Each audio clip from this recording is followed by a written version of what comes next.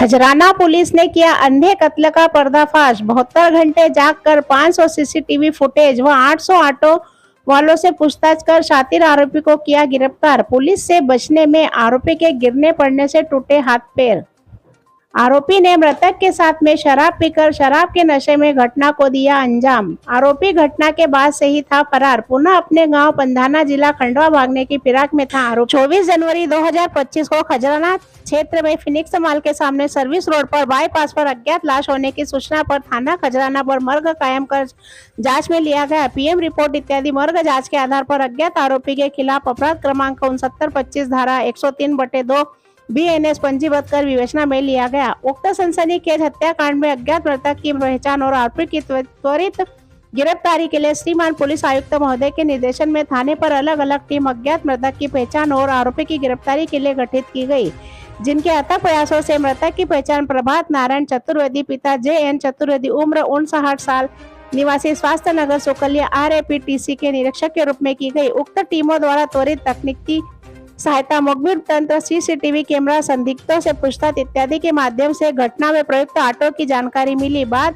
Auto क्रमांक MP 09TA 3275 के चालक देवेंद्र बोरासी पिता राजेश बोरासी उम्र 28 साल निवासी 388 परदेसी पुरा गली नंबर 10 इंदौर मूल निवासी पंधाना जिला खंडवा को मुखबिर सूचना पर स्कीम 134 से विधिवत गिरफ्तार कर अपराध में प्रयुक्त ऑटो रिक्शा इत्यादि विधिवत जब्त किया गया। खजराना थाना क्षेत्र में फिनिक्स मॉल के सामने दिनांक 24 को एक अज्ञात डेड बॉडी की सूचना प्राप्त हुई थी, जिसके उपरांत घटनास्थल पर थाने की टीम ने विजिट किया। फॉरेंसिक टीम को बुला करके वहां पे जांच करी गई थी, जिसमें प्रथम दृष्टया जो डेड बॉडी मिली थी उसमें देख करके लग रहा था कि ये इसे मार करके वहां पर फेंका गया है और इसकी हत्या करी गई है, जिस पर से पोस्टमार्टम रिपोर्ट पाने के उपरांत में एक हत्या का मुकदमा पंजीबद्ध किया गया था।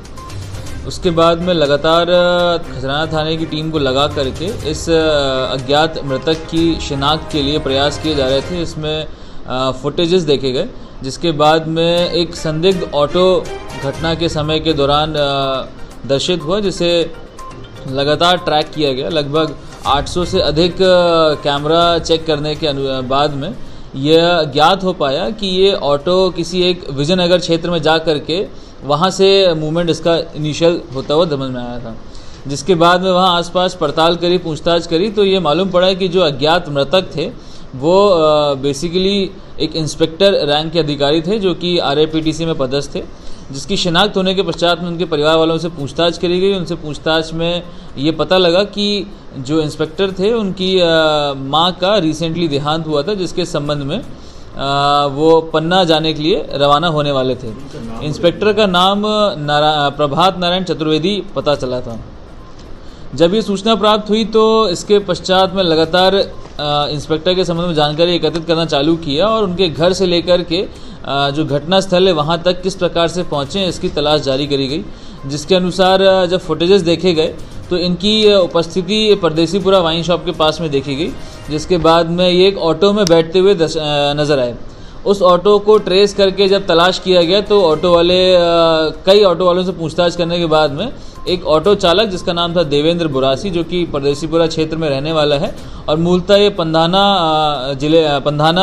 का रहने वाला है, इससे पूछताछ करी गई। घटना के संबंध में इससे सवाल जवाब करने के बाद में इसने घटना करना कबूल किया। इसके द्वारा ये बताया गया कि 23 तारीख और 24 तारीख की दरमियानी रात में ये जो इंस्पेक्टर थे वहाँ पर कलारी के पास में पहुँचे थे। वहाँ पर इस ऑटो चालक की उनसे मुलाकात हुई और इंस्पेक्टर ने उन्हें ऑटो से घर तक छोड़ने के लिए बोला था। जिसके बाद में जब सफ़र चल रहा था उस दौरान इन्होंने साथ में बैठ करके शराब पी थी, जिसके दौरान इनका विवाद हुआ आपस में और गाली गलौज के कारण में जो ऑटो चालक था उसने नशे में गुस्से में आकर के आपा खोया और इनके ऊपर हमला किया और इनकी हत्या करके उन्हें वहाँ पर फेंक के चला गया था।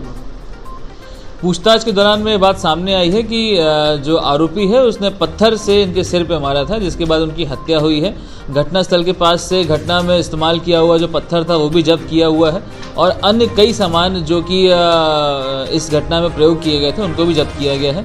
इसमें जो ऑटो प्रयोग किया गया था उसको भी जब्त किया गया और विधिवत सारे साक्ष्यों को एकत्रित कर आरोपी की गिरफ्तारी की गई है और आगे वैधानिक कार्रवाई की जा रही है।